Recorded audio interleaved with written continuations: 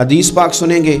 آپ کی طبیعت بڑی ٹھنڈی ہوگی۔ میرے نبی پاک صلی اللہ تعالیٰ علیہ وسلم نے ارشاد فرماتے ہیں کہ جو بندہ سوال سے بچنا چاہے گا،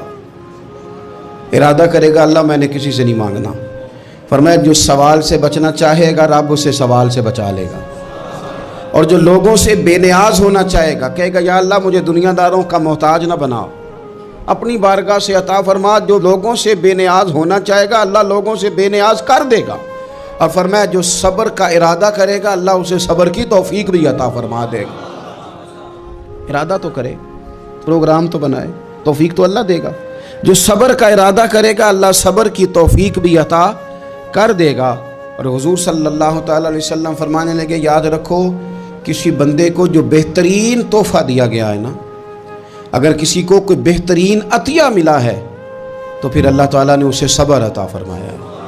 یہ بہترین تحفہ ہے، اس سے زندگی سنور جاتی ہے، اس سے انسان باوقار اور مطمئن ہو جاتا ہے، اس سے اس کے شب و روز آسانی سے بیتتے ہیں، وہ دنیا کی پک ڈنڈیوں سے آسانی سے گزر کے اللہ کی بارگاہ عالی مرتبت میں سرخرو ہو کر حاضر ہو جاتا ہے۔ لیکن اگر بے حوصلہ ہو، صبر نہ ہو، پھر نقصان روز بروز بڑھتا ہے۔ اور پھر میرے رسول پاک صلی اللہ تعالیٰ علیہ وسلم ارشاد فرماتے ہیں کہ اصل بات یہ ہے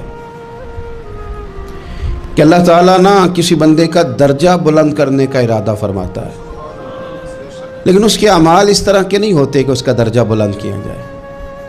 اب رب کیا کرتا ہے، اللہ تعالیٰ اس کو مال کی، جان کی، اولاد کی کسی مشکل میں ڈال دیتا ہے، اس مصیبت پر وہ بندہ صبر کرتا ہے تو اللہ تعالیٰ اس کا درجہ بلند فرما دیتا ہے۔ اعمال اس قابل نہیں تھے کہ درجات بلند ہوں، وہ اعمال کی بنیاد پر نہیں کر سکتا تھا تو اللہ نے کسی مشکل میں ڈال کے نہ اپنے فضل سے درجہ بلند کر دیا۔ اب جو راہ طریقت کا مسافر تھا، جو سلوک کی منازل طے کر رہا تھا، جو اللہ رسول کے قریب جانے چاہ رہا تھا، اس کے لیے کتنی آسانی ہو گئی کہ مجاہدہ تو زیادہ نہ کر سکا، کثرت سے نفلی صوم و صلات کا بندوبست تو نہ کر سکا، تھوڑا سا صبر کیا، رب نے اپنا اور اپنے محبوب کا قرب عطا فرما دیا۔ تو یہ تو آپ صبر کرنے کے لیے جب نکلے ہیں تو آپ نے تو رب رسول کو پا لیا ہے۔ یہ صبر تو وہ والا سفر ہے جس کی جو منزل ہے وہ اللہ رسول کا قرب ہے۔ ہم لوگ تھوڑی تھوڑی باتوں میں حوصلہ ہار جاتے ہیں، صبر چھوڑ جاتے ہیں،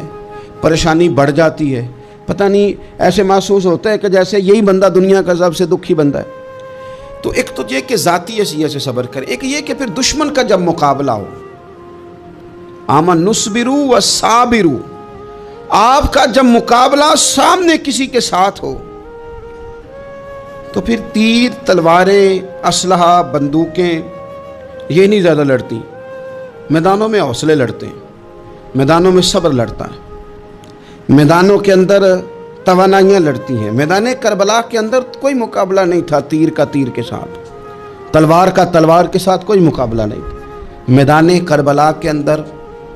ظلم کا صبر سے مقابلہ تھا، فتح کے ڈنکے یزید نے بجائے تھے، جشن ابن زیاد نے منایا تھا،